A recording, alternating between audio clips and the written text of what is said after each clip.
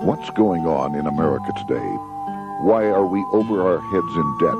Why can't the politicians bring debt under control? Why are so many people, often both parents now, working at low-paying, dead-end jobs and still making do with less? What's the future of the American economy and way of life? Why does the government tell us inflation is low when the buying power of our paychecks is declining at an alarming rate? Only a generation ago, bread was a quarter, and you could get a new car for $19.95. The problem is that since 1864, we've had a debt-based banking system. All our money is based on government debt. We cannot extinguish government debt without extinguishing our money supply. That's why talk of paying off the national debt without reforming our banking system is an impossibility. That's why the solution does not lie in discussing the size of the national debt, rather it lies in reforming our banking system. This is the Federal Reserve headquarters in Washington. It sits on this very impressive address, right on Constitution Avenue, right across from the Lincoln Memorial. But is it federal? Is it really part of the United States government? Well, what we're about to show you is that there's nothing federal about the Federal Reserve, and there are no reserves. The name is a deception created back before the Federal Reserve Act was passed in 1913 to make Americans think that America's central bank operates in the public interest. The truth is that the Federal Reserve is a private bank owned by private stockholders and run purely for their private profit. That's exactly correct. The Fed is a privately owned for-profit corporation which, again, has no reserves, at least no reserves available to back up the Federal Reserve notes, which is our common currency. Oh, absolutely. The Federal Reserve is neither federal and has doubtful reserves. It's a private bank that is owned by member banks. And it was chartered under the guise of deceit by an act of Congress in 1913. If there's still any doubt whether the Federal Reserve is a part of the U.S. government, check your local telephone book. In most cities, it is not listed in the blue government pages. It is listed in the business white pages right next to Federal Express, another private company. But more directly, U.S. courts have ruled time and time again that the Fed is a private corporation. Why can't Congress do something about the Fed? Most members of Congress just don't understand the system, and the few who do are afraid to speak up. For example, initially a veteran congressman from Chicago asked us if he could be interviewed for this video. However, both times our camera crew arrived at his office to do the interview, this was all we were able to film. The congressman never appeared, and eventually decided he no longer wanted to participate. But a few others in Congress have been bolder over the years. Here are 3 quick examples. In 1923, Representative Charles A. Lindbergh, a Republican from Minnesota, and father of the famed aviator Lucky Lindy, put it this way: the financial system has been turned over to the Federal Reserve Board. That board administers the finance system by authority of a purely profiteering group. The system is private, conducted for the sole purpose of obtaining the greatest possible profits from the use of other people's money. One of the most outspoken critics in Congress of the Fed was the former chairman of the House Banking and Currency Committee during the Great Depression years. Lewis T. McFadden, Republican of Pennsylvania, said in 1932, "We have in this country one of the most corrupt institutions the world has ever known. I refer to the Federal Reserve Board. This evil institution has impoverished the people of the United States and has practically bankrupted our government. It has done this through the corrupt practices of the moneyed vultures who control it." Senator Barry Goldwater was a frequent critic of the Fed. Most Americans have no real understanding of the operation of the international moneylenders. The accounts of the Federal Reserve System have never been audited. It operates outside the control of Congress and manipulates the credit of the United States. The Federal Reserve really even though it is not part of the federal government, it is more powerful than the federal government. It's more powerful than the president, the Congress, and the courts. Now, a lot of people challenge me on that, but let me prove my case. The Federal Reserve determines what the average person's car payment is going to be, what their house payment is going to be, and whether they have a job or not. And I submit to you that that's total control. And the Federal Reserve is the largest single creditor of the United States government. What does Proverbs tell us? The borrower is servant to the lender. What one has to understand is that from the day the Constitution was adopted right up to today, the folks who profit from privately owned central banks, as Madison called them, the money changers, have fought a running battle for control over who gets to print America's money. Why is who prints the money so important? Think of money as just another commodity. If you have a monopoly on a commodity that everyone needs, everyone wants, and nobody has enough of, there are lots of ways to make a profit, and also exert tremendous political influence. That's what this battle is all about. Throughout the history of the United States, the money power has gone back and forth between Congress and some sort of privately owned central bank. The Founding Fathers knew the evils of a privately owned central bank. First of all, they had seen how the privately owned British central bank, the Bank of England, had run up the British national debt to such an extent that Parliament had been forced to place unfair taxes on the American colonies. In fact, as we'll see later, Ben Franklin claimed that this was the real cause of the American Revolution. Most of the Founding Fathers realized the potential dangers of banking and feared bankers' accumulation of wealth and power. Jefferson put it this way: I sincerely believe that banking institutions are more dangerous to our liberties than standing armies. The issuing power should be taken from the banks and restored to the people to whom it properly belongs. That succinct statement of Jefferson is, in fact, the solution to all our economic problems today. It bears repeating. The issuing power should be taken from the banks and restored to the people to whom it properly belongs. James Madison, the main author of the Constitution, agreed. Interestingly, he called those behind the central bank scheme money changers. Madison strongly criticized their actions. History records that the money changers have used every form of abuse, intrigue, deceit, and violent means possible to maintain their control over governments by controlling money and its issuance. The battle over who gets to issue our money has been the pivotal issue throughout the history of the United States. Wars are fought over it, depressions are caused to acquire it. Yet after World War I, this battle was rarely mentioned in newspapers or history books. Why? By World War I, the money changers, with their dominant wealth, had seized control of most of the nation's press. Throughout U.S. history, this battle over who gets the power to issue our money has raged.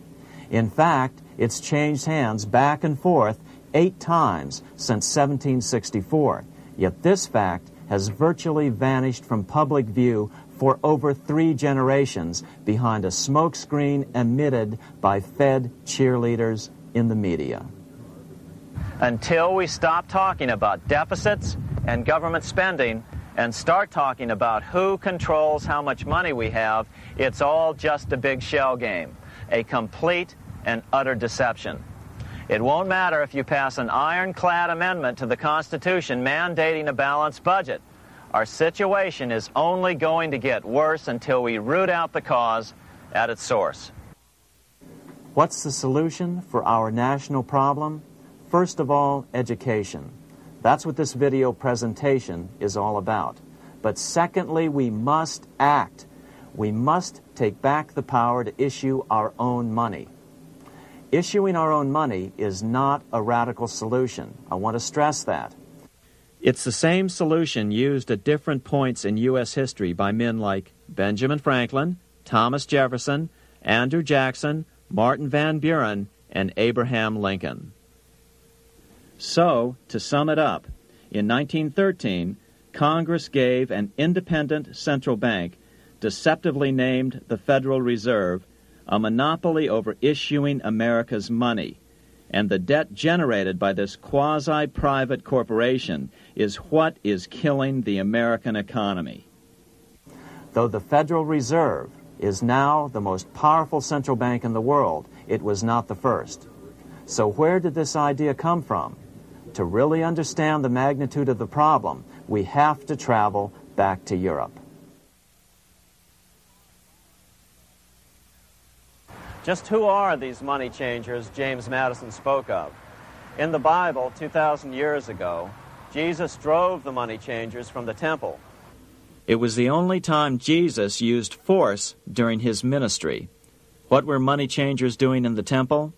When Jews came to Jerusalem to pay their temple tax, they could only pay it with a special coin, the half shekel of the sanctuary. This was a half ounce of pure silver about this size. It was the only coin around at that time which was pure silver and of assured weight without the image of a pagan emperor. Therefore, to Jews, the half shekel was the only coin acceptable to God. But these coins were not plentiful. The money changers had cornered the market on them. Then they raised the price, just like any other commodity, to whatever the market would bear. In other words, money changers were making exorbitant profits because they held a virtual monopoly on money. The Jews had to pay whatever they demanded. To Jesus, this totally violated the sanctity of God's house.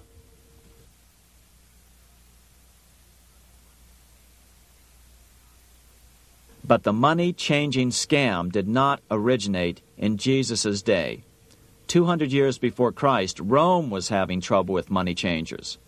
2 early Roman emperors had tried to diminish the power of the money changers by reforming usury laws and limiting land ownership to 500 acres. They were both assassinated.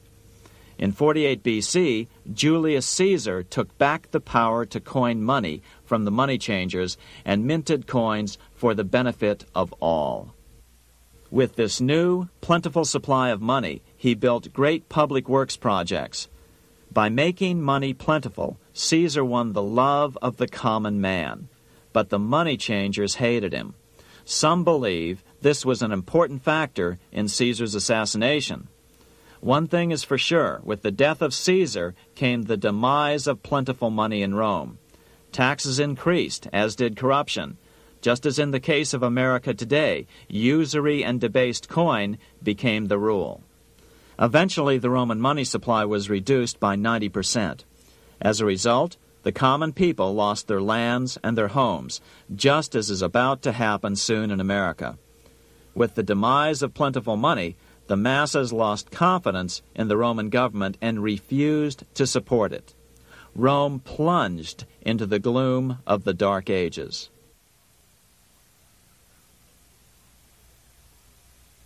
A 1,000 years after the death of Christ, money changers, those who loan out and manipulate the quantity of money, were active in medieval England.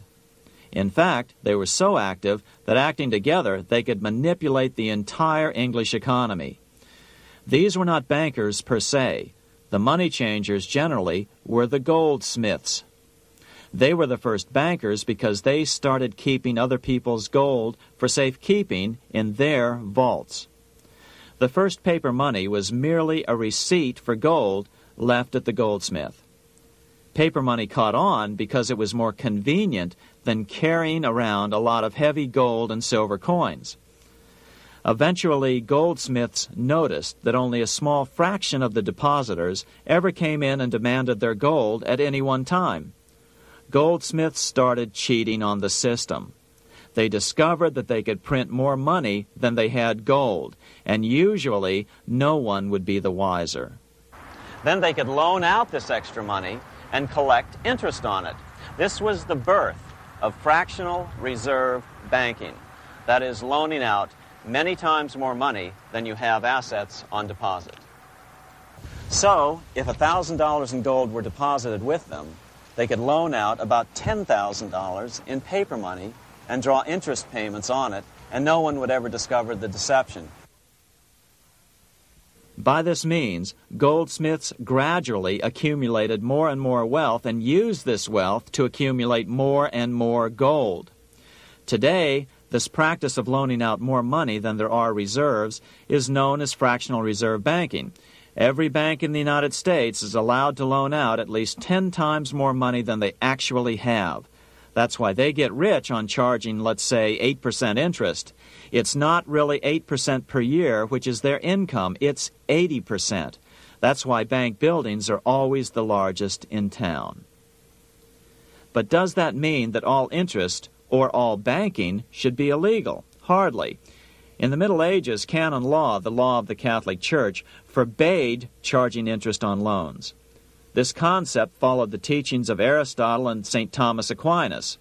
They taught that the purpose of money was to serve the members of society, to facilitate the exchange of goods needed to lead a virtuous life. Interest, in their belief, hindered this purpose by putting an unnecessary burden on the use of money. In other words, interest was contrary to reason and justice. Reflecting church law in the Middle Ages, Europe forbade charging interest on loans and made it a crime called usury. As commerce grew, and therefore opportunities for investment arose in the late Middle Ages, it came to be recognized that to loan money had a cost for the lender, both in risk and in lost opportunity. So some charges were allowed, but not interest per se. But all moralists, no matter what religion, condemn fraud, oppression of the poor, and injustice as clearly immoral. As we will see, fractional reserve lending is rooted in a fraud, results in widespread poverty, and reduces the value of everyone else's money. The ancient goldsmiths discovered that extra profits could be made by rowing the economy between easy money and tight money. When they made money easier to borrow, then the amount of money in circulation expanded. Money was plentiful. People took out more loans to expand their businesses.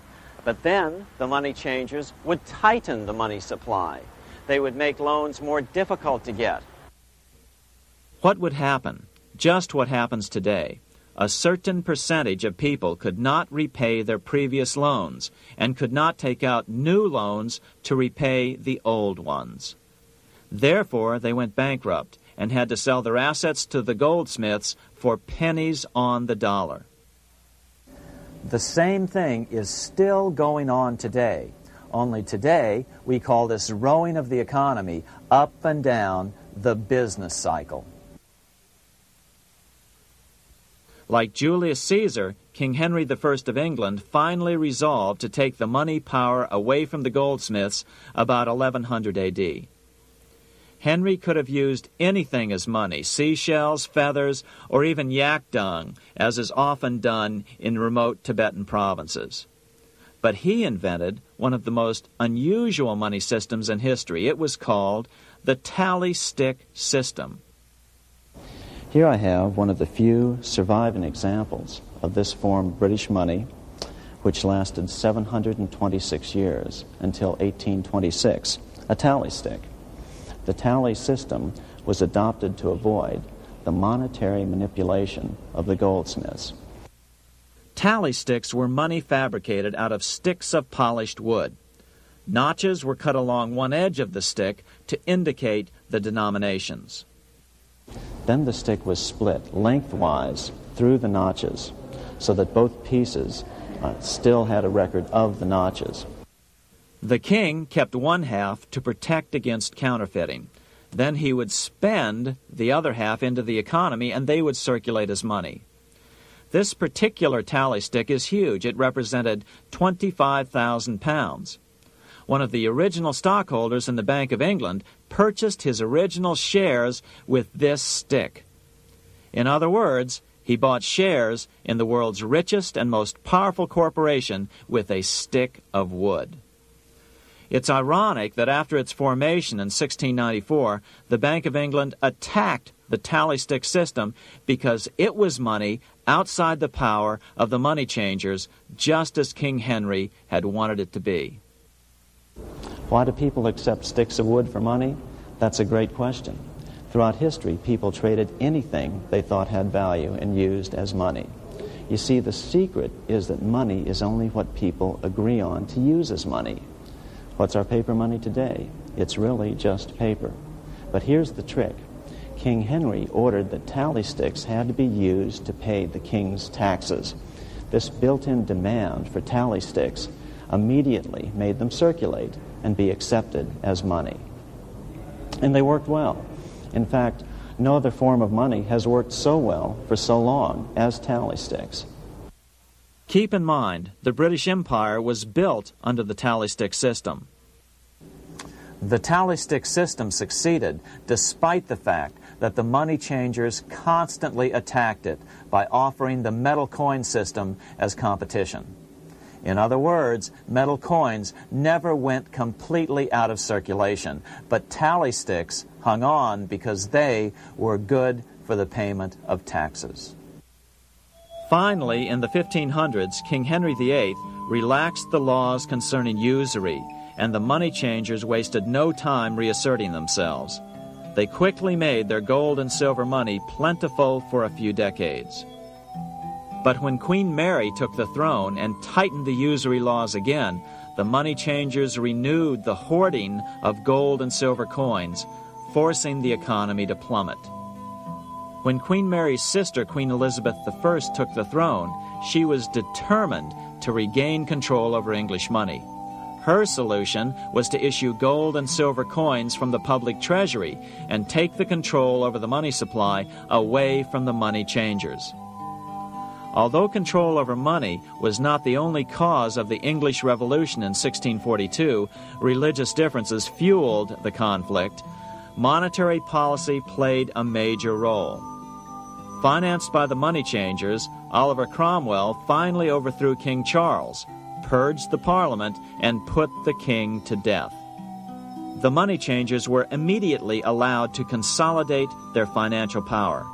The result was that for the next 50 years, the money changers plunged Great Britain into a series of costly wars. They took over a square mile of property in the center of London, known as the City of London. This area today is still known as one of the 3 predominant financial centers of the world. Conflicts with the Stuart kings led the money changers in England to combine with those in the Netherlands to finance the invasion of William of Orange, who overthrew the Stuarts in 1688 and took the English throne.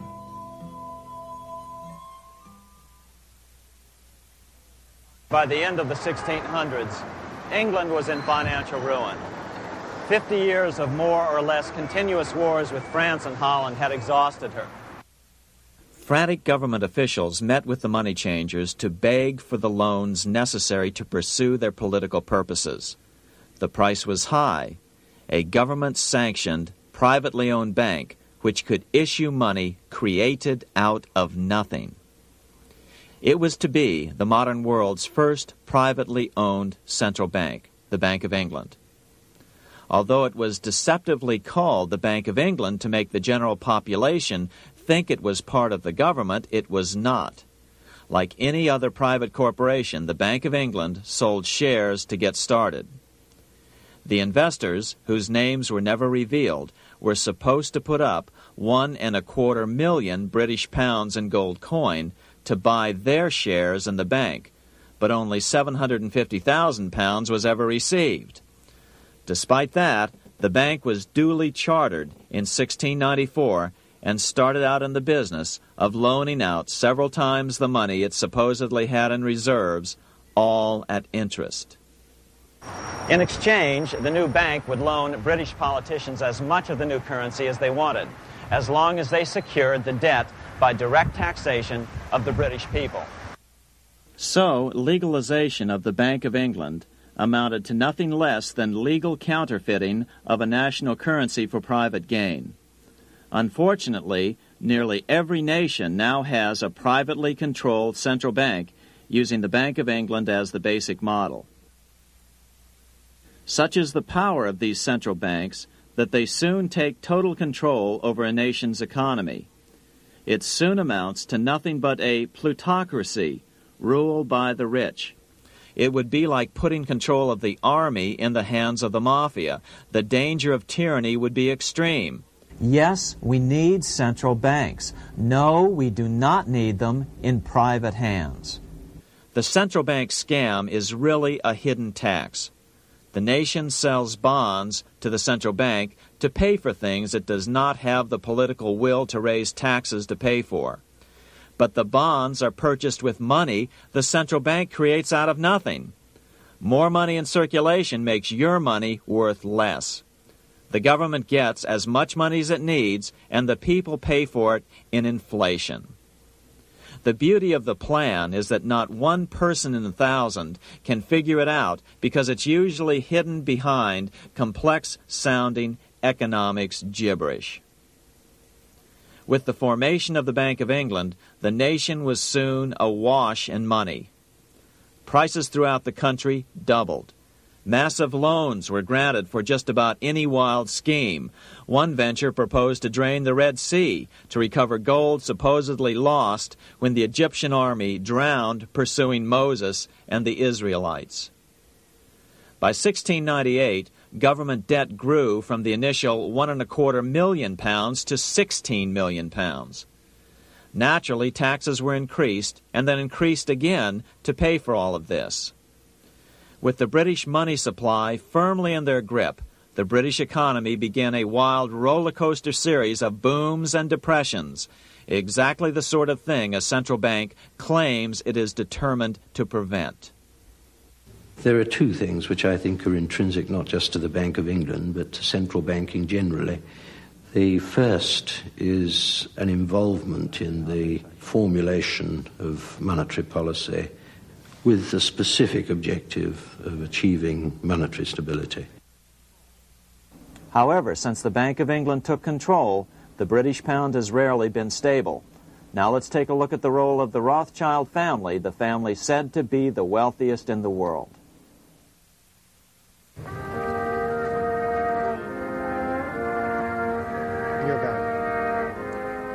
This is Frankfurt, Germany.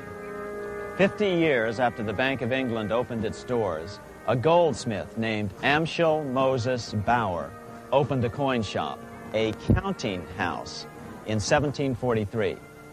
And over the door he placed a sign depicting a Roman eagle on a red shield. The shop became known as the Red Shield Firm, or in German, Rothschild. When his son, Amschel Meyer Bauer, inherited the business, he decided to change his name to Rothschild.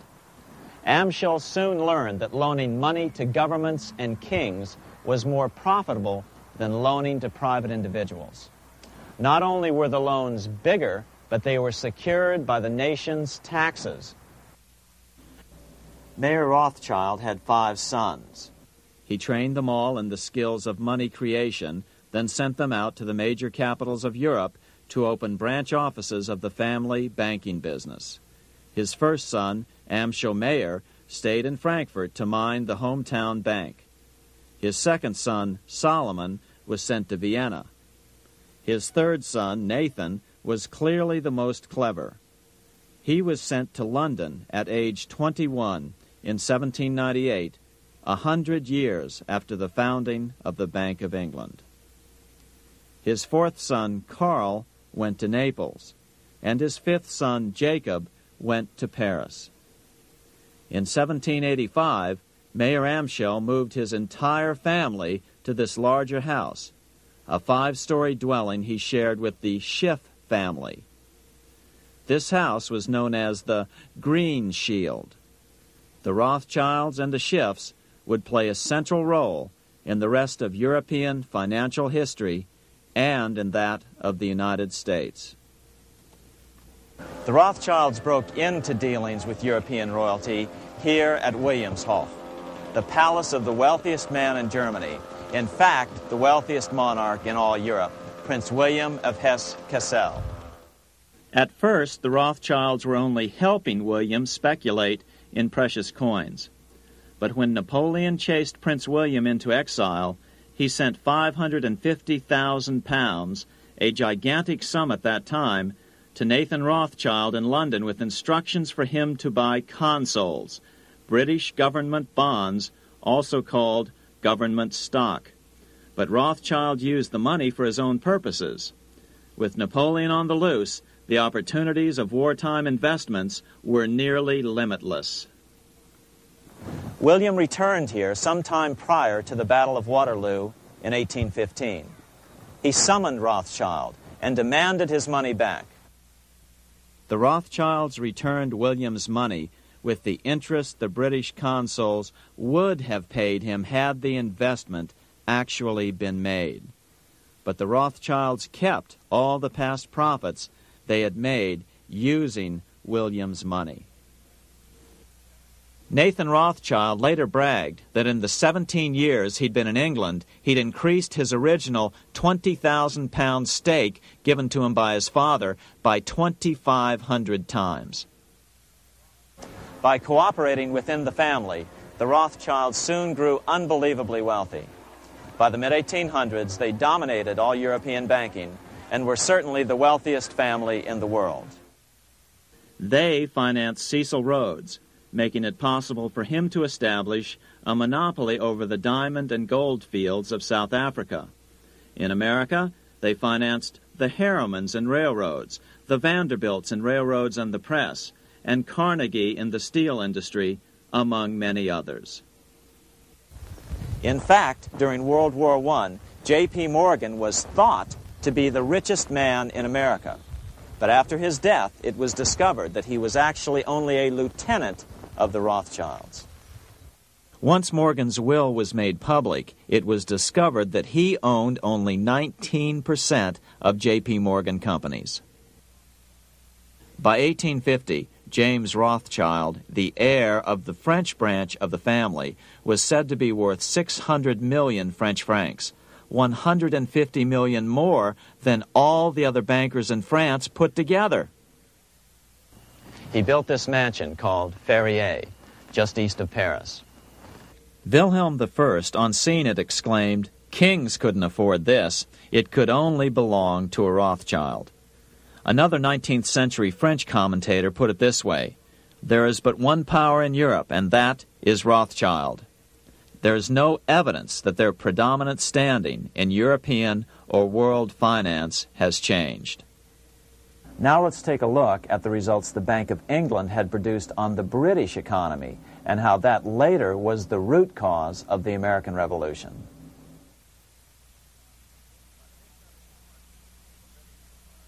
By the mid-1700s, the British Empire was nearing its height of power around the world.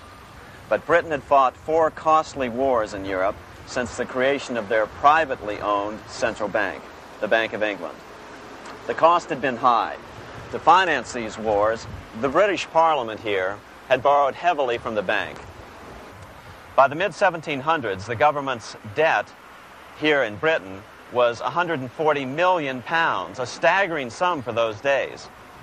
Consequently, the British government embarked on a program of trying to raise revenues from their American colonies in order to make their interest payments to the bank.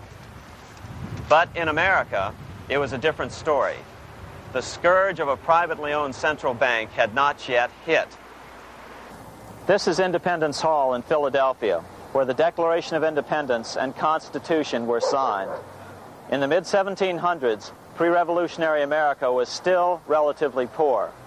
There was a severe shortage of precious metal coins to trade for goods, so the early colonists were forced to experiment with printing their own homegrown paper money.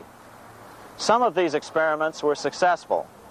Franklin was a big supporter of the colonies printing their own paper money. In 1757, Franklin was sent to London. He ended up staying for the next 18 years here, nearly until the start of the American Revolution.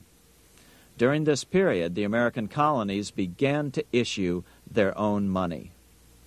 Called colonial scrip, the endeavor was very successful. It provided a reliable medium of exchange, and it also helped to provide a feeling of unity between the colonies. Remember, colonial scrip was just paper money, debt-free money, printed in the public interest, and not backed by gold or silver coin. In other words, it was a totally fiat currency. One day, officials of the Bank of England asked Franklin how he would account for the newfound prosperity of the colonies. Without hesitation, he replied, "That is simple. In the colonies we issue our own money. It is called colonial scrip. We issue it in proper proportion to the demands of trade and industry to make the products pass easily from the producers to the consumers. In this manner, creating for ourselves our own paper money, we control its purchasing power, and we have no interest to pay to no one." This was just common sense to Franklin, but you can imagine the impact it had on the Bank of England. America had learned the secret of money, and that genie had to be returned to its bottle as soon as possible.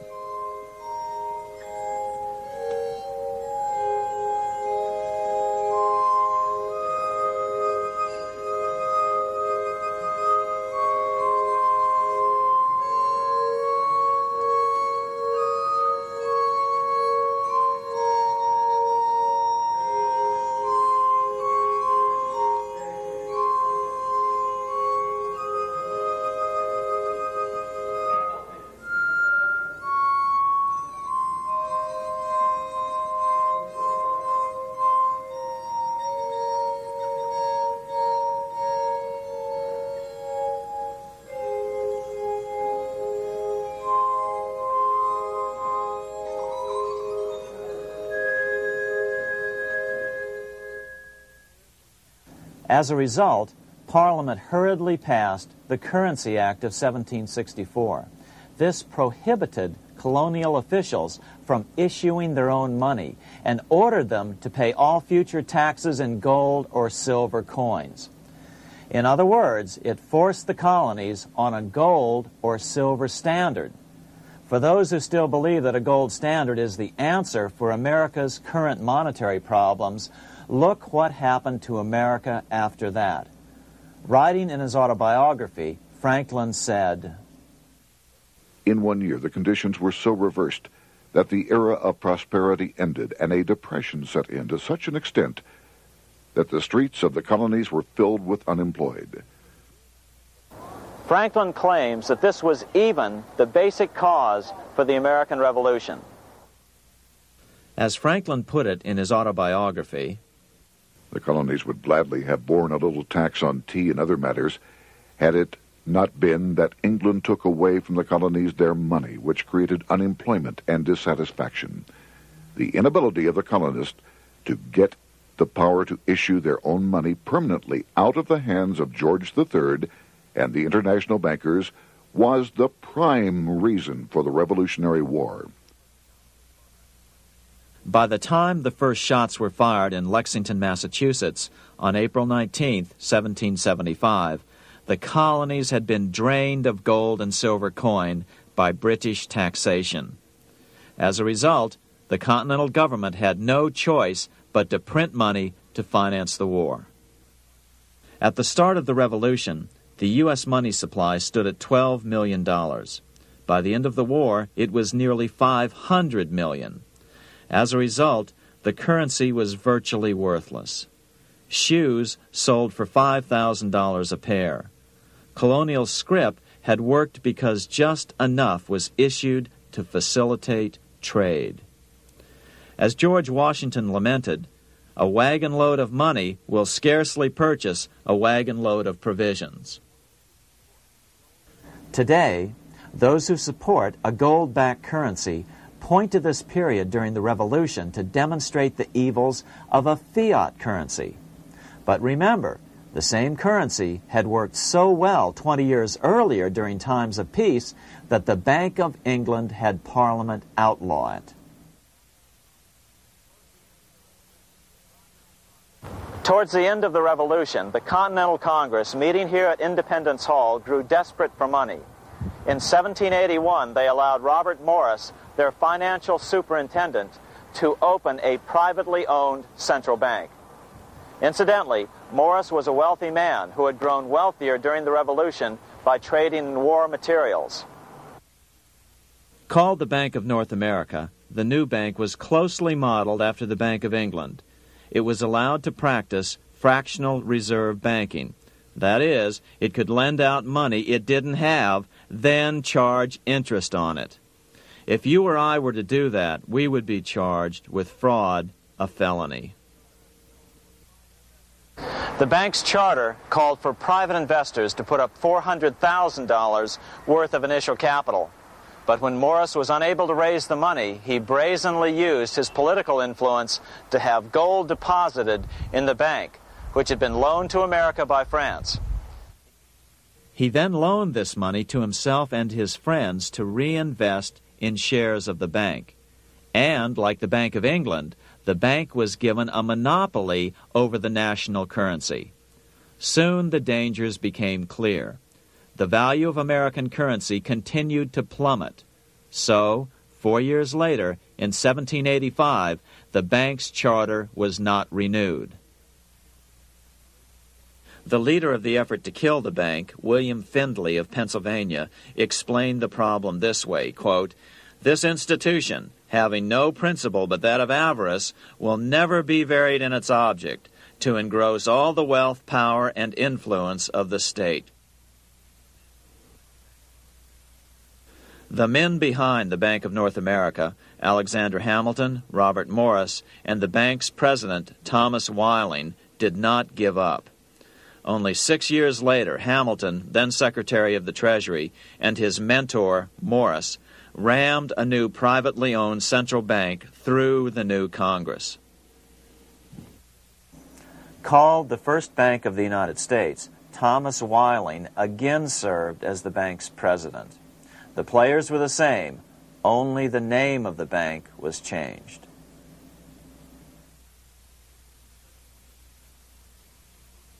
In 1787, colonial leaders assembled in Philadelphia to replace the ailing Articles of Confederation. As we saw earlier, both Thomas Jefferson and James Madison were unalterably opposed to a privately owned central bank. They had seen the problems caused by the Bank of England.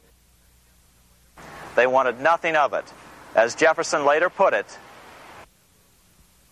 "If the American people ever allow private banks to control the issue of their currency, first by inflation, then by deflation, the banks and the corporations which grow up around them will deprive the people of all property until their children wake up homeless on the continent their fathers conquered."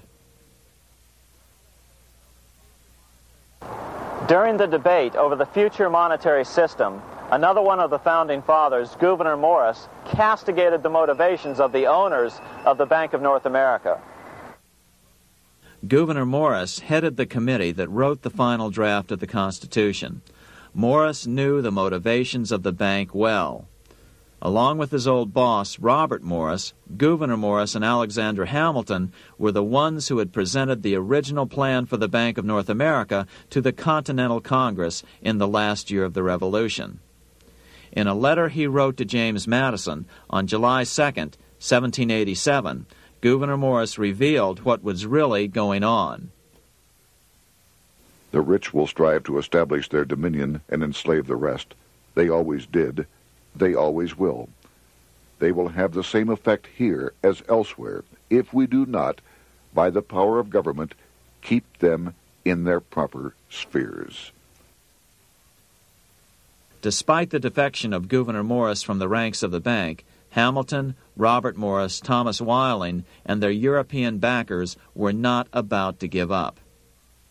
They convinced the bulk of the delegates to the Constitutional Convention to not give Congress the power to issue paper money. Most of the delegates were still reeling from the wild inflation of the paper currency during the Revolution. They had forgotten how well colonial scrip had worked before the war. But the Bank of England had not. The money changers could not stand to have America printing her own money again. So the Constitution is silent on the matter.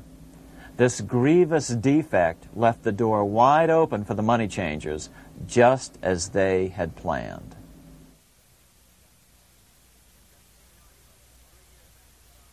In 1790, less than 3 years after the Constitution had been signed, the money changers struck again. The newly appointed first Secretary of the Treasury, Alexander Hamilton, proposed a bill to the Congress calling for a new, privately owned central bank. Coincidentally, that was the very year that Amschel Rothschild made his pronouncement from his flagship bank in Frankfurt. Let me issue and control a nation's money, and I care not who writes the laws. Alexander Hamilton was a tool of the international bankers, and he wanted to create the U.S. Bank, the BUS, or the Bank of the United States, and did so. Interestingly, one of Hamilton's first jobs after graduating from law school in 1782 was as an aide to Robert Morris, the head of the Bank of North America. In fact, the year before, Hamilton had written Morris a letter saying, "A national debt, if it is not excessive, will be to us a national blessing." A blessing to whom? After a year of intense debate, in 1791, Congress passed the bill and gave it a 20-year charter. The new bank was to be called the First Bank of the United States, or BUS. Here we are in front of the First Bank of the United States in Philadelphia. The bank was given a monopoly on printing U.S. currency, even though 80% of its stock would be held by private investors. The other 20% would be purchased by the U.S. government. But the reason was not to give the government a piece of the action. It was to provide the capital for the other 80% owners. As with the old Bank of North America and the Bank of England before that, the stockholders never paid the full amount for their shares. The U.S. government put up their initial $2 million in cash. Then the bank, through the old magic of fractional reserve lending, made loans to its charter investors so they could come up with the remaining $8 million of capital needed for this risk-free investment.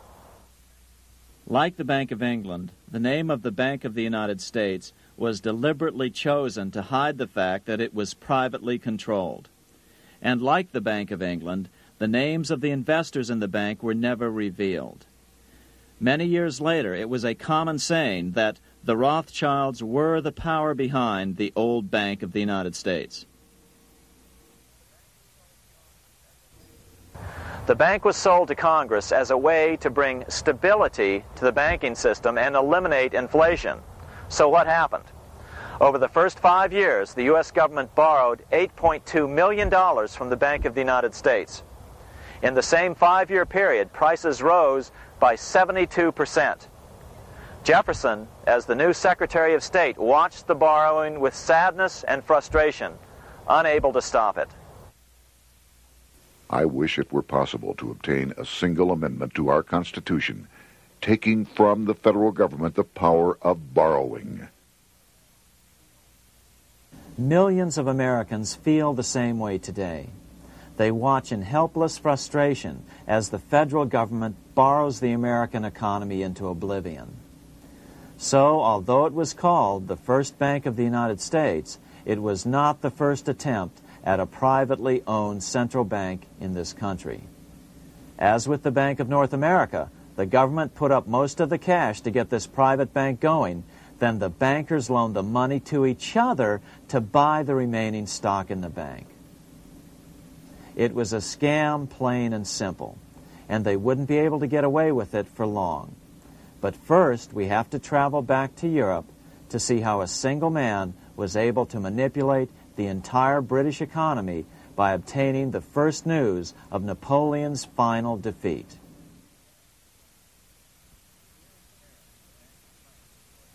Here in Paris, the Bank of France was organized in 1800, just like the Bank of England. But Napoleon decided France had to break free of debt, and he never trusted the Bank of France. He declared that when a government is dependent upon bankers for money, the bankers, not the leaders of the government, are in control. The hand that gives is above the hand that takes. Money has no motherland. Financiers are without patriotism and without decency. Their sole object is gain. Back in America, unexpected help was about to arrive. In 1800, Thomas Jefferson narrowly defeated John Adams to become the third president of the United States. By 1803, Jefferson and Napoleon had struck a deal. The U.S. would give Napoleon $3 million in gold in exchange for a huge chunk of territory west of the Mississippi River, the Louisiana Purchase. With that $3 million, Napoleon quickly forged an army and set off across Europe, conquering everything in his path. But the Bank of England quickly rose to oppose him. They financed every nation in his path, reaping the enormous profits of war. Prussia, Austria, and finally Russia all went heavily into debt in a futile attempt to stop Napoleon. 4 years later, with the main French army in Russia, 30-year-old Nathan Rothschild, the head of the London office of the Rothschild family, personally took charge of a bold plan to smuggle a much-needed shipment of gold right through France to finance an attack by the Duke of Wellington from Spain. Nathan later bragged at a dinner party in London that it was the best business he'd ever done. Little did he know that he would do much better business in the near future. Wellington's attacks from the south and other defeats eventually forced Napoleon to abdicate, and Louis XVIII was crowned king. Napoleon was exiled to Elba, a tiny island off the coast of Italy, supposedly exiled from France forever.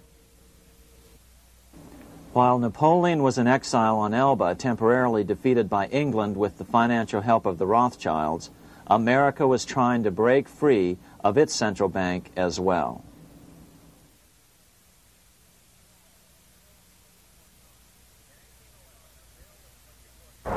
In 1811, a bill was put before Congress to renew the charter of the Bank of the United States.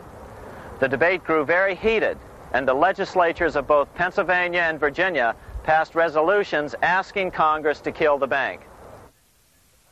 The press corps of the day attacked the bank openly, calling it a great swindle, a vulture, a viper, and a cobra. Oh, to have an independent press once again in America. A congressman named P.B. Porter attacked the bank from the floor of Congress, saying if the bank's charter was renewed, Congress, quote, will have planted in the bosom of this Constitution a viper, which one day or another will sting the liberties of this country to the heart, close quote. Prospects didn't look that good for the bank. Some writers have even claimed that Nathan Rothschild warned that the United States would find itself involved in a most disastrous war if the bank's charter were not renewed. But it wasn't enough. When the smoke had cleared, the renewal bill was defeated by a single vote in the House and was deadlocked in the Senate. By now, America's fourth president, James Madison, was in the White House. Remember, Madison was a staunch opponent of the bank. His vice president, George Clinton, broke a tie in the Senate and sent the bank into oblivion. Within 5 months, England attacked the U.S., and the War of 1812 was on. But the British were still busy fighting Napoleon, and so the War of 1812 ended in a draw in 1814. Though the money changers were temporarily down, they were far from out. It would take them only another 2 years to bring back their bank bigger and stronger than ever.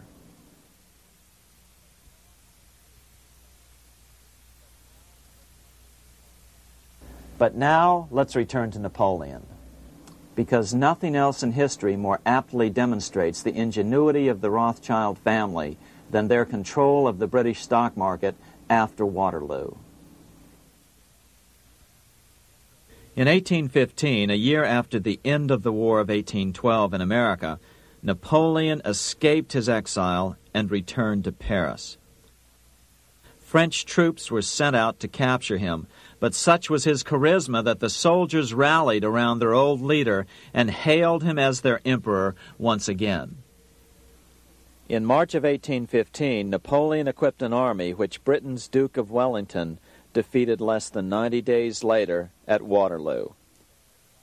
Some writers claim Napoleon borrowed £5 million from the Bank of England to rearm, but it appears these funds actually came from the Ouvard banking house in Paris. Nevertheless, from about this point on, it was not unusual for privately controlled central banks to finance both sides in a war. Why would a central bank finance opposing sides in a war? Because war is the biggest debt generator of them all. A nation will borrow any amount for victory. The ultimate loser is loaned just enough to hold out the vain hope of victory, and the ultimate winner is given enough to win. Besides, such loans are usually conditioned upon the guarantee that the victor will honor the debts of the vanquished.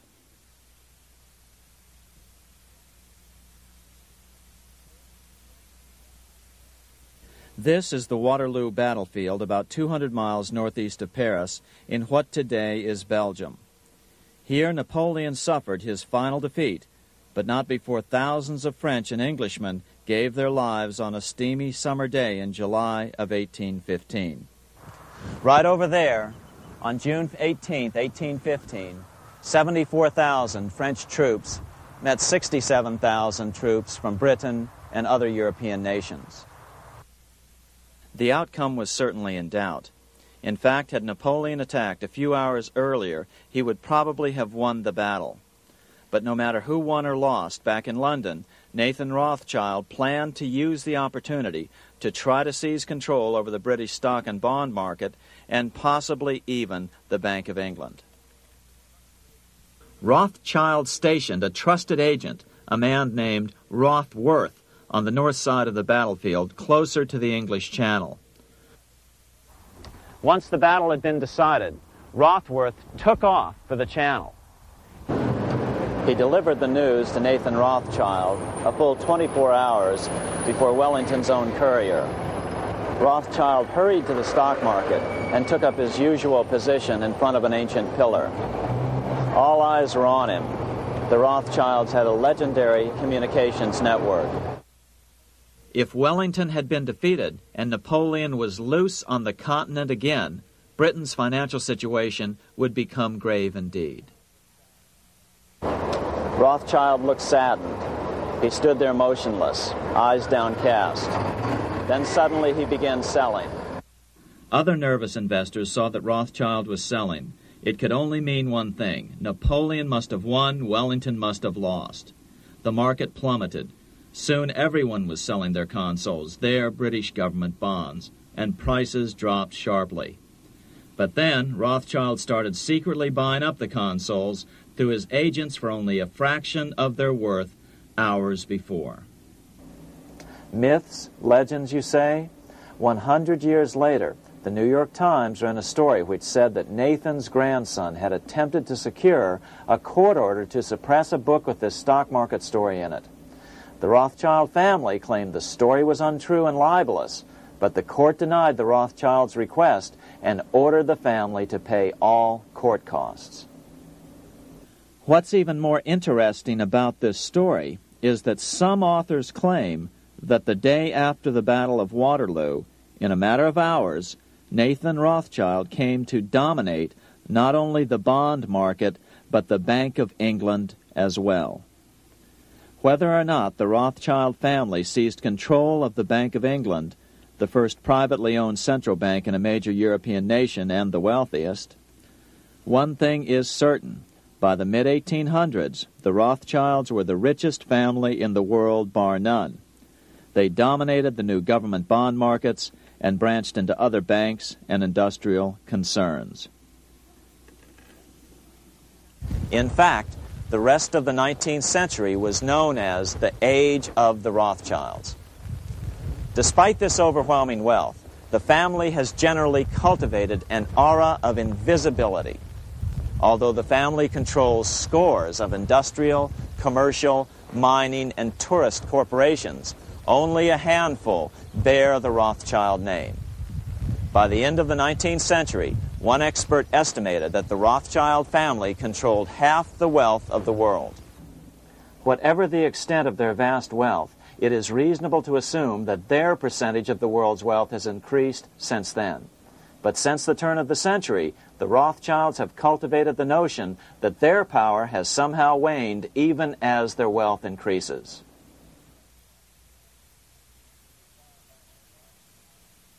Meanwhile, back in Washington in 1816, just 1 year after Waterloo and Rothschild's alleged takeover of the Bank of England, the American Congress passed a bill permitting yet another privately owned central bank. This bank was called the Second Bank of the United States. The new bank's charter was a copy of the previous bank's. The U.S. government would own 20% of the shares of the bank. Of course, the federal share was paid by the Treasury up front into the bank's coffers. Then, through the magic of fractional reserve lending, it was transformed into loans to private investors who then bought the remaining 80% of the shares. Just as before, the primary stockholders remained a secret. But it is known that the largest block of shares, about 1/3 of the total, were sold to foreigners. As one observer put it, it is certainly no exaggeration to say that the Second Bank of the United States was rooted as deeply in Britain as it was in America. So, by 1816, some authors claim the Rothschilds had taken control over the Bank of England and backed a new, privately owned central bank in America as well.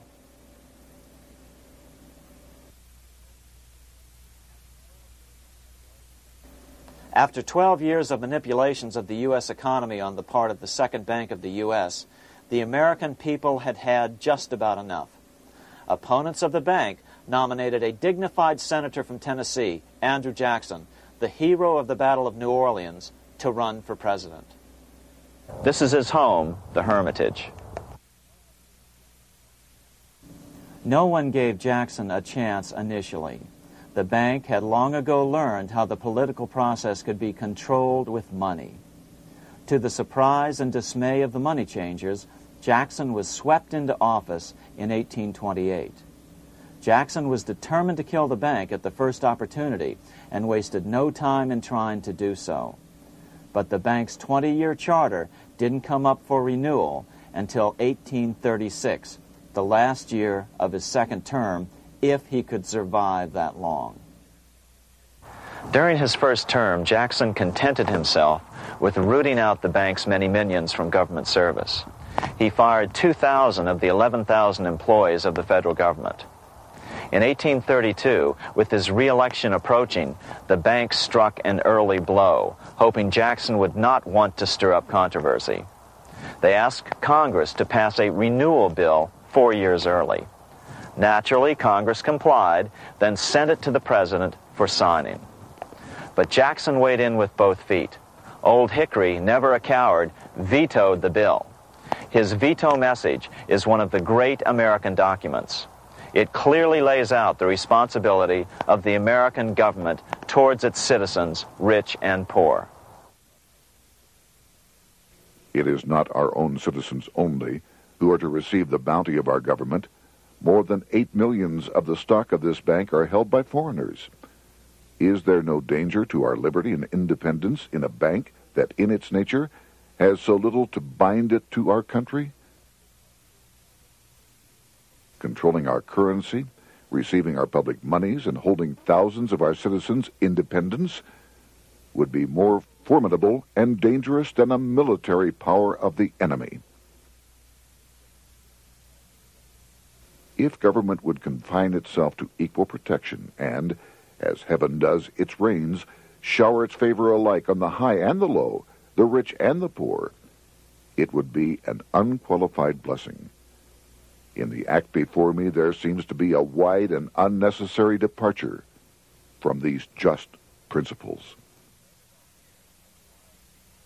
Later that year, in July 1832, Congress was unable to override Jackson's veto.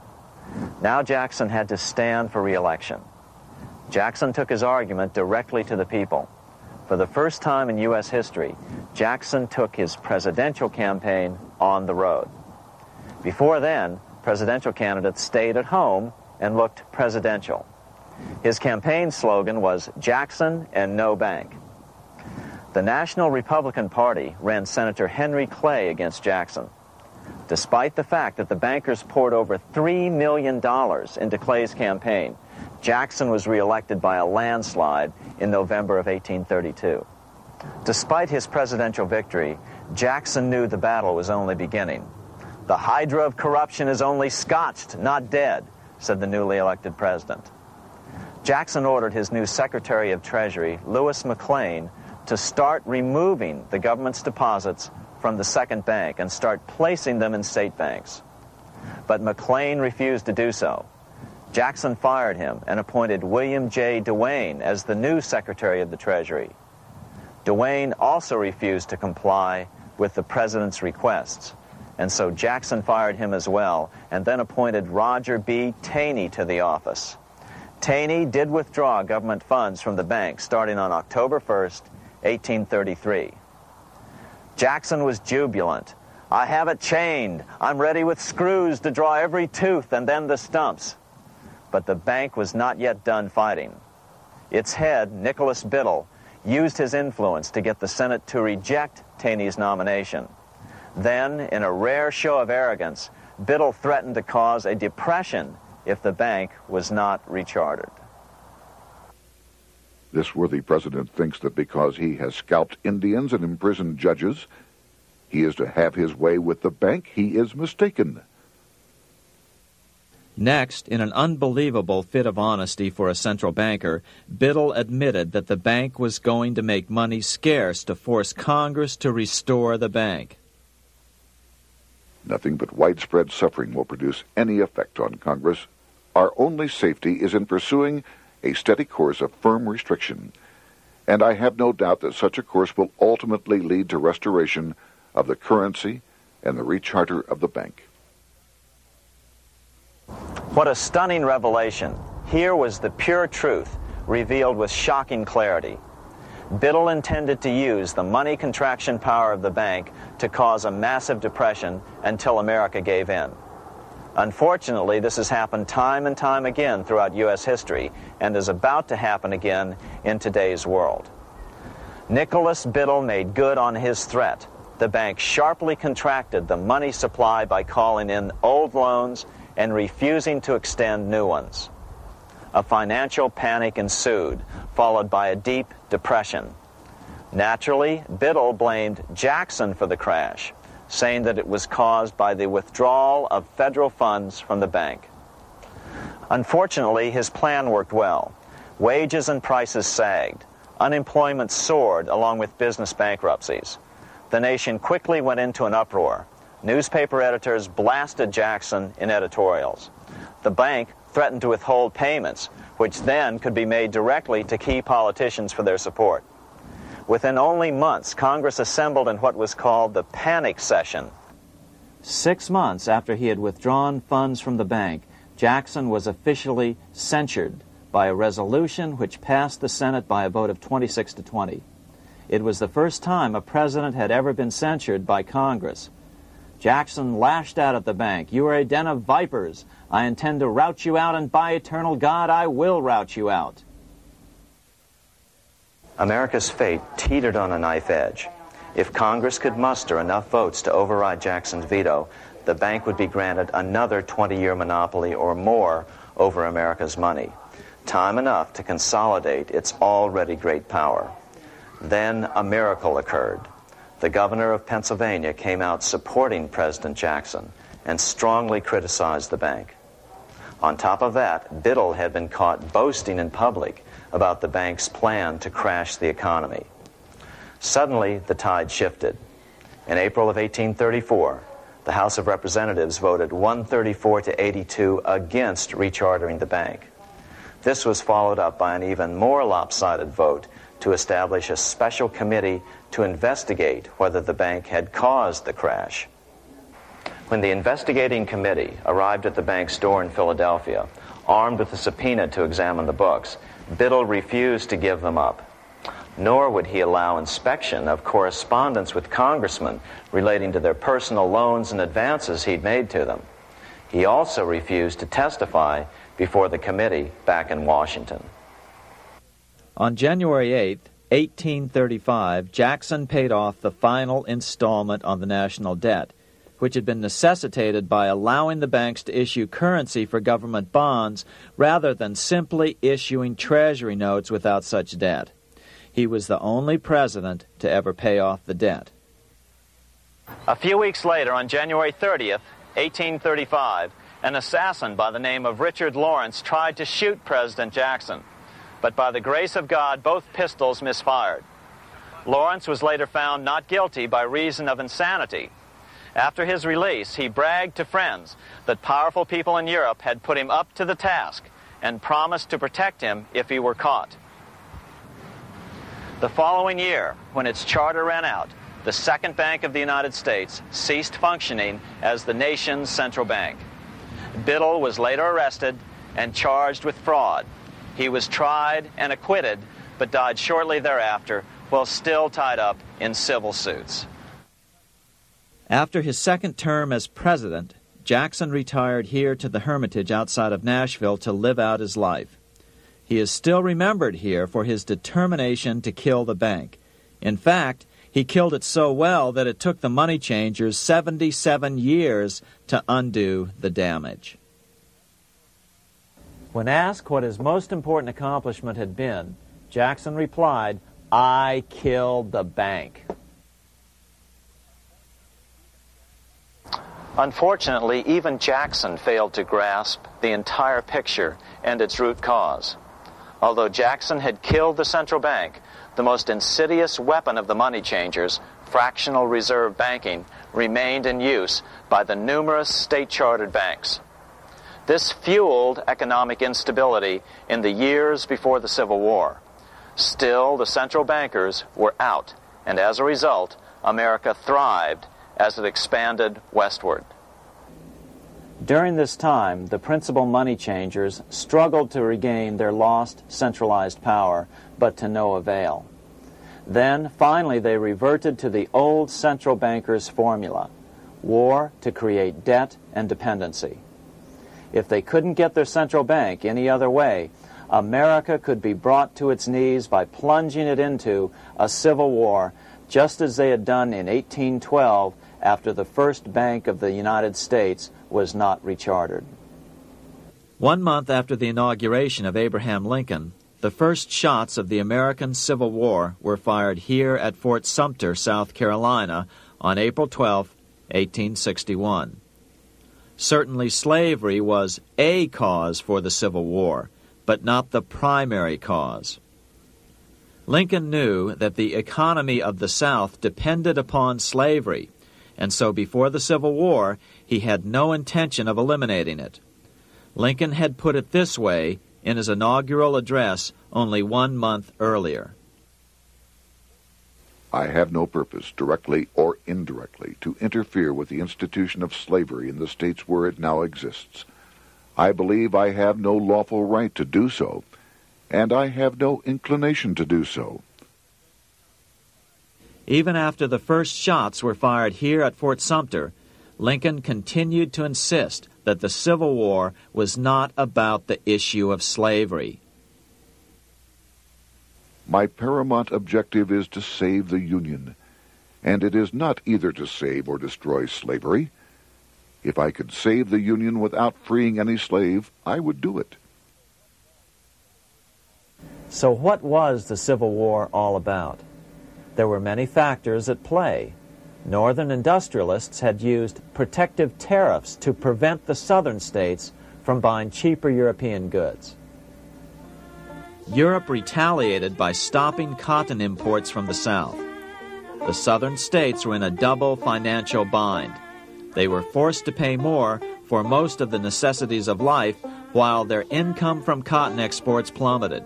The South was angry. But there were other factors at work. The money changers were still stung by America's withdrawal from their control 25 years earlier.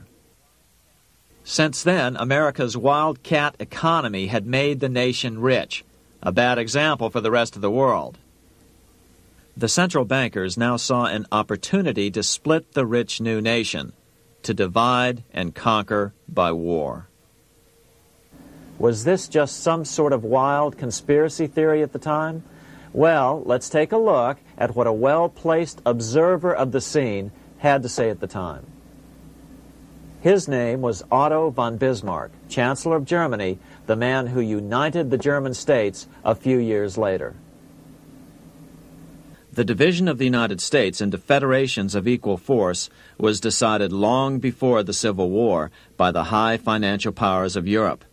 These bankers were afraid that the United States, if they remained as one bloc and as one nation, would attain economic and financial independence which would upset their financial domination over the world. Within months after the first shots here at Fort Sumter, the central bankers loaned Napoleon III of France, the nephew of the Waterloo Napoleon, 210 million francs to seize Mexico and station troops along the southern border of the U.S., taking advantage of their war to violate the Monroe Doctrine and return Mexico to colonial rule. No matter what the outcome of the Civil War, a weakened America, heavily indebted to the money changers, would open up Central and South America once again to European colonization and domination. The very thing America's Monroe Doctrine had forbade in 1823. At the same time, Great Britain moved 11,000 troops into Canada and positioned them menacingly along America's northern border. The British fleet went to war alert should their quick intervention be called for. Lincoln knew he was in a double bind. That's why he agonized over the fate of the Union. There was a lot more to it than just differences between the North and the South. That's why his emphasis was always on union and not merely the defeat of the South. But Lincoln needed money to win. In 1861, Lincoln and his Secretary of Treasury, Salmon P. Chase, went to New York to apply for the necessary loans. The money changers, anxious to see the Union fail, offered loans at 24 to 36% interest. Lincoln said thanks, but no thanks, and returned to Washington. Lincoln sent for an old friend, Colonel Dick Taylor of Chicago, and put him on the problem of financing the war. During one meeting, Lincoln asked Taylor what he'd discovered. Taylor put it this way. Why, Lincoln, that is easy. Just get Congress to pass a bill authorizing the printing of full legal tender Treasury notes, and pay your soldiers with them, and go ahead and win your war with them also. When Lincoln asked if the people of the United States would accept the notes, Taylor said, "The people, or anyone else, will not have any choice in the matter if you make them full legal tender. They will have the full sanction of the government and be just as good as any money, as Congress is given that express right by the Constitution." So that's exactly what Lincoln did. In 1862-63, he printed up $450 million worth of the new bills. In order to distinguish them from other banknotes in circulation, he printed them in green ink on the back side. That's why the notes were called greenbacks. With this new money, Lincoln paid the troops and bought their supplies. During the course of the war, nearly $450 million worth of greenbacks were printed at no interest to the federal government. Lincoln understood who was really pulling the strings and what was at stake for the American people. This is how he explained his rationale. The government should create, issue, and circulate all the currency and credit needed to satisfy the spending power of the government and the buying power of consumers. The privilege of creating and issuing money is not only the supreme prerogative of government, but it is the government's greatest creative opportunity. By the adoption of these principles, the taxpayers will be saved immense sums of interest. Money will cease to be master and become the servant of humanity. A truly incredible editorial in the London Times explained the central bankers' attitude towards Lincoln's greenbacks. If this mischievous financial policy, which has its origins in North America, shall become indurated down to a fixture, then That government will furnish its own money without cost. It will pay off debts and be without debt. It will have all the money necessary to carry on its commerce. It will become prosperous without precedent in the history of the world. The brains and wealth of all countries will go to North America. That country must be destroyed, or it will destroy every monarchy on the globe. The scheme was effective, so effective that the next year, 1863, with Federal and Confederate troops beginning to mass for the decisive battle of the Civil War, and the Treasury in need of further congressional authority to issue more greenbacks, Lincoln allowed the bankers to push through the National Bank Act. These new national banks would operate under a virtual tax-free status and collectively had the exclusive monopoly power to create the new form of money, banknotes. Though greenbacks continued to circulate, their numbers were not increased. But most importantly, from this point on, the entire U.S. money supply would be created out of debt by bankers buying U.S. government bonds and issuing them for reserves for banknotes. As historian John Kenneth Galbraith explained it, in numerous years following the war, the federal government ran a heavy surplus. It could not, however, pay off its debt, retire its securities, because to do so meant there would be no bonds to back the national banknotes. To pay off the debt was to destroy the money supply. Later in 1863, Lincoln got some unexpected help from Tsar Alexander II of Russia. The Tsar, like Bismarck in Germany, knew what the international money changers were up to and had steadfastly refused to let them set up a central bank in Russia. If America survived and was able to remain out of their clutches, the Tsar's position would remain secure. If the bankers were successful at dividing America and giving the pieces back to Great Britain and France, both nations under control of their central banks, eventually they would threaten Russia again. So the Tsar gave orders that if either England or France actively intervened and gave aid to the South, Russia would consider such action as a declaration of war. He did the same with part of his Pacific Fleet and sent them to port in San Francisco. Lincoln was reelected the next year, 1864. Had he lived, he would surely have killed the national bank's money monopoly extracted from him during the war. On November 21, 1864, he wrote a friend the following: The money power preys upon the nation in times of peace and conspires against it in times of adversity. It is more despotic than monarchy, more insolent than autocracy, more selfish than bureaucracy. Shortly before Lincoln was murdered, his former Secretary of Treasury, Salmon P. Chase, bemoaned his role in helping secure the passage of the National Banking Act only 1 year earlier. My agency in promoting the passage of the National Banking Act was the greatest financial mistake in my life. It has built up a monopoly which affects every interest in the country. On April 14, 1865, 41 days after his second inauguration and just 5 days after Lee surrendered to Grant at Appomattox, Lincoln was shot by John Wilkes Booth at Ford's Theater. Bismarck, Chancellor of Germany, lamented the death of Abraham Lincoln. The death of Lincoln was a disaster for Christendom. There was no man in the United States great enough to wear his boots. I fear that foreign bankers, with their craftiness and tortuous tricks, will entirely corrupt the exuberant riches of America and use it systematically to corrupt modern civilization. They will not hesitate to plunge the whole of Christendom into wars and chaos in order that the earth should become their inheritance. Bismarck well understood the money changers' plan. Allegations that international bankers were responsible for Lincoln's assassination surfaced in Canada 70 years later in 1934.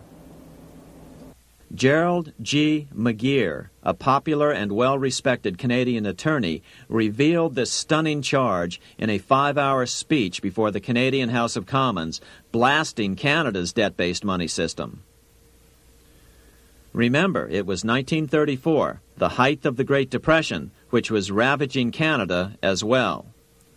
McGeer had obtained evidence deleted from the public record, provided to him by Secret Service agents at the trial of John Wilkes Booth, after Booth's death.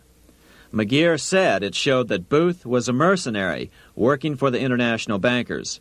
According to an article in the Vancouver Sun of May 2nd, 1934, Abraham Lincoln, the martyred emancipator of the slaves, was assassinated through the machinations of a group representative of the international bankers who feared the United States president's national credit ambitions. There was only one group in the world at that time who had any reason to desire the death of Lincoln. They were the men opposed to his national currency program and who had fought him throughout the whole Civil War on his policy of greenback currency. Interestingly, McGeer claimed that Lincoln was assassinated not only because international bankers wanted to reestablish a central bank in America, but because they also wanted to base America's currency on gold. Gold they controlled. In other words, put America on a gold standard.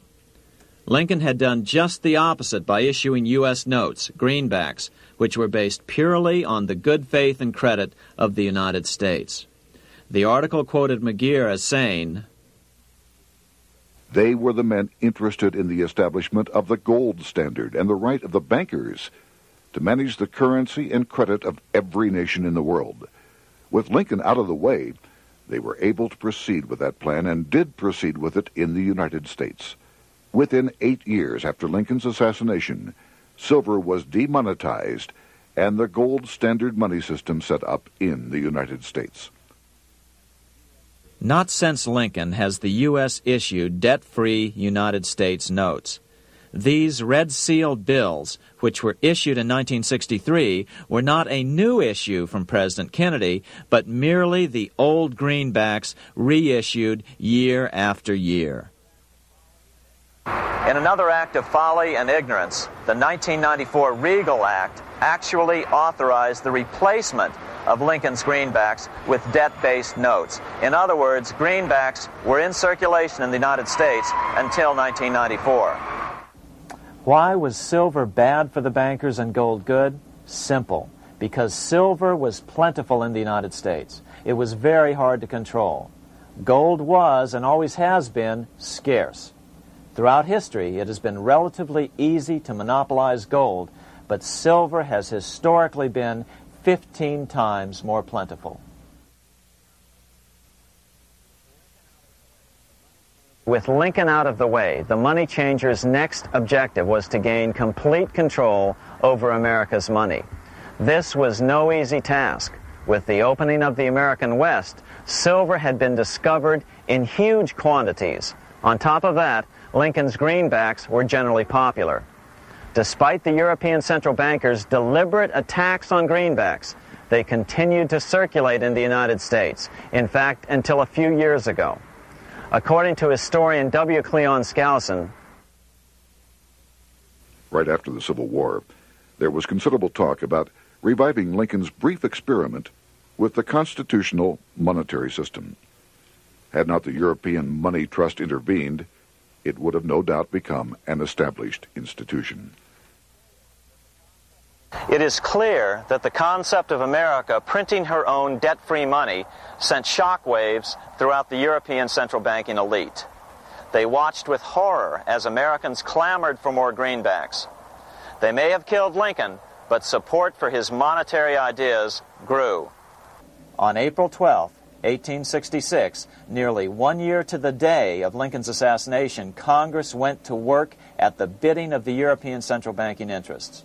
It passed the Contraction Act, authorizing the Secretary of the Treasury to begin to retire some of the greenbacks in circulation and thereby contract the money supply. Authors Theodore R. Thorin and Richard F. Warner explained the results of the money contraction in their classic book on the subject, The Truth in Money Book.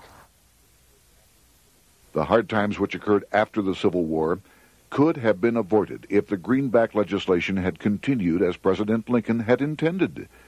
Instead, there were a series of money panics, what we call recessions, which put pressure on Congress to enact legislation to place the banking system under centralized control.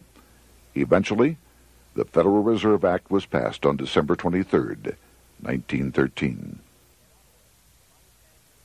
In other words, the money changers wanted two things: the reinstitution of a central bank under their exclusive control, and two, an American currency backed by gold. Their strategy was twofold. First of all, cause a series of panics to try to convince the American people that only centralized control of the money supply could provide economic stability. And secondly, remove so much money from the system that most Americans would be so desperately poor that they either wouldn't care or would be too weak to oppose the bankers. In 1866, there was $1.8 billion in currency in circulation in the United States, about $50.46 per capita. In 1867 alone, $500 million, $500 million, was removed from the U.S. money supply.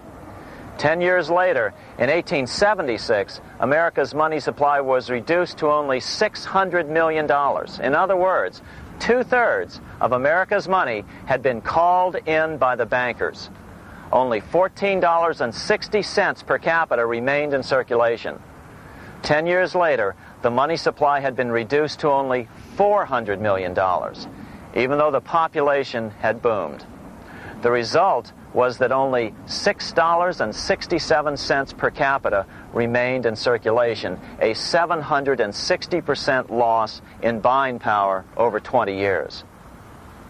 Today, economists try to sell the idea that recessions and depressions are a natural part of something they call the business cycle. The truth is, our money supply is manipulated now just as it was before and after the Civil War. How did this happen? How did money become so scarce? Simple. Bank loans were called in and no new ones were given. In addition, silver coins were melted down. In 1872, a man named Ernest Sed was given 100,000 pounds, about $500,000, by the Bank of England and sent to America to bribe necessary congressmen to get silver demonetized. He was told that if that was not sufficient, to draw an additional 100,000 pounds or as much more as was necessary. The next year, Congress passed the Coinage Act of 1873, and the minting of silver dollars abruptly stopped. In fact, Representative Samuel Hooper, who introduced the bill in the House, acknowledged that Mr. Sed actually drafted the legislation. But it gets even worse than that. In 1874, Sed himself admitted who was behind the scheme. I went to America in the winter of 1872-73, authorized to secure, if I could, the passage of a bill demonetizing silver. It was in the interest of those I represented, the governors of the Bank of England, to have it done. By 1873, gold coins were the only form of coin money. But the contest over control of America's money was not yet over. Only 3 years later, in 1876, with 1/3 of America's workforce unemployed, the population was growing restless. People were clamoring for a return to the greenback money system of President Lincoln or a return to silver money, anything that would make money more plentiful. That year, Congress created the United States Silver Commission to study the problem.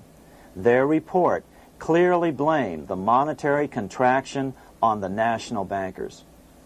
The report is interesting because it compares the deliberate money contraction by the national bankers after the Civil War to the fall of the Roman Empire. The disaster of the Dark Ages was caused by decreasing money and falling prices. Without money, civilization could not have had a beginning, and with a diminishing supply, it must languish and, unless relieved, finally perish. At the Christian era, the metallic money of the Roman Empire amounted to $1,800,000,000. By the end of the 15th century, it had shrunk to less than $200 million. History records no other such disastrous transition as that from the Roman Empire to the Dark Ages.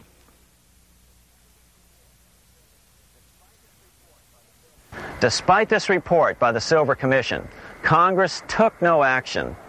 The next year, 1877, riots broke out from Pittsburgh to Chicago. The torches of starving vandals lit up the sky. The bankers huddled to decide what to do. They decided to hang on. Now that they were back in control to a certain extent, they were not about to give it up. At the meeting of the American Bankers Association that year, they urged their membership to do everything in their power to put down the notion of a return to greenbacks. The ABA Secretary, James Buell, authored a letter to the members which blatantly called on the banks to subvert not only Congress, but the press. It is advisable to do all in your power to sustain such prominent daily and weekly newspapers, especially the agricultural and religious press, as will oppose the greenback issue of paper money, and that you will also withhold patronage from all applicants who are not willing to oppose the government issue of money. To repeal the act creating banknotes or to restore to circulation the government issue of money will be to provide the people with money and will therefore seriously affect our individual profits as bankers and lenders. See your congressman at once and engage him to support our interest that we may control legislation. As political pressure mounted in Congress for change, the press tried to turn the American people away from the truth. The New York Tribune put it this way on January 10th, 1878. "The capital of the country is organized at last, and we will see whether Congress will dare to fly in its face." But it didn't work entirely.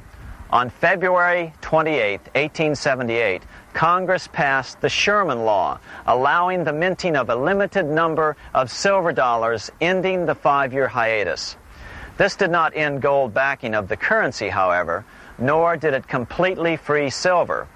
Previous to 1873, anyone who brought silver to the U.S. Mint could have it struck into silver dollars free of charge. No longer. But at least some money began to flow back into the economy again. With no further threat to their control, the bankers loosened up on loans, and the post-Civil War depression was finally ended. 3 years later, the American people elected Republican James Garfield president. Garfield understood how the economy was being manipulated. As a congressman, he had been chairman of the Appropriations Committee and was a member of Banking and Currency. After his inauguration, he slammed the money changers publicly in 1881. Whoever controls the volume of money in any country is absolute master of all industry and commerce.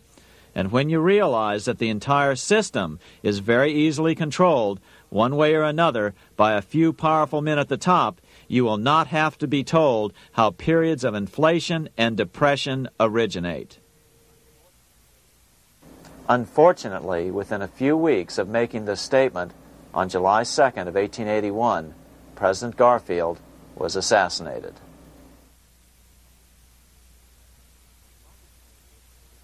The money changers were gathering strength fast. They began a periodic fleecing of the flock, as they called it, by creating economic booms followed by further depressions so they could buy up thousands of homes and farms for pennies on the dollar. In 1891, the money changers prepared to take the American economy down again, and their methods and motives were laid out with shocking clarity in a memo sent out by the American Bankers Association, the ABA, an organization in which most bankers were members. Notice that this memo called for bankers to create a depression on a certain date 3 years in the future. According to the Congressional Record, here's how it read in part. On September 1st, 1894, we will not renew our loans under any consideration. On September 1st, we will demand our money. We will foreclose and become mortgagees in possession. We can take 2/3 of the farms west of the Mississippi and thousands of them east of the Mississippi as well at our price. Then the farmers will become tenants, as in England. These depressions could be controlled because America was on the gold money standard. Since gold is scarce, it's one of the easiest commodities to manipulate. People wanted silver money legalized again so they could escape the stranglehold the money changers had on gold money. People wanted silver money reinstated, reversing Mr. Said's Act of 1873, by then called the Crime of 73. By 1896, the issue of more silver money had become the central issue in the presidential campaign. William Jennings Bryan, a senator from Nebraska, ran for president as a Democrat on the free silver issue. At the Democratic National Convention in Chicago, he made an emotional speech which won him the nomination entitled Crown of Thorns and Cross of Gold. Though Bryan was only 36 years old at the time, this speech is widely regarded as the most famous oration ever made before a political convention. In the dramatic conclusion, Bryan said, "We will answer their demand for a gold standard by saying to them, you shall not press down upon the brow of labor this crown of thorns. You shall not crucify mankind upon a cross of gold." The bankers lavishly supported the Republican candidate, William McKinley, who favored the gold standard. The resulting contest was amongst the most fiercely contested presidential races in American history. Bryan made over 600 speeches in 27 states. The McKinley campaign got manufacturers and industrialists to inform their employees that if Bryan were elected, all factories and plants would close and there would be no work. The ruse succeeded. McKinley beat Bryan by a small margin. Bryan ran for president again in 1900 and in 1908, but fell short each time. During the 1912 Democratic Convention, Bryan was a powerful figure who helped Woodrow Wilson win the nomination. When Wilson became president, he appointed Bryan as Secretary of State, but Bryan soon became disenchanted with the Wilson administration. Bryan served only 2 years in the Wilson administration before resigning in 1915 over the highly suspicious sinking of the Lusitania, the event which was used to drive America into World War I. Although William Jennings Bryan never gained the presidency, his efforts delayed the money changers for 17 years from attaining their next goal, a new, privately owned central bank for America.